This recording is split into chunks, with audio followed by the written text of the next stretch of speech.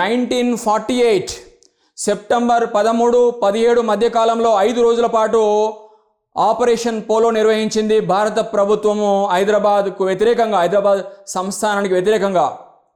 So operation polo was initiated against the princely state of Hyderabad in order to annex Hyderabad into Indian Union. So this was initiated by the Union Government of India between 13th to 17th September 1948.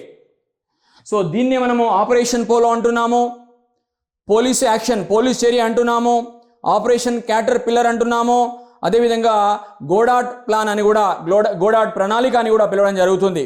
Lieutenant general EN గోడాట్ ఎవరైతే ఉన్నారో ఇతడు ఈ యొక్క ప్రణాళికను తయారు చేయడం జరిగింది. ఇది ఒక మిలిటరీ ఆపరేషన్ అని మనం చెప్పవచ్చు, ఆపరేషన్ పోలో.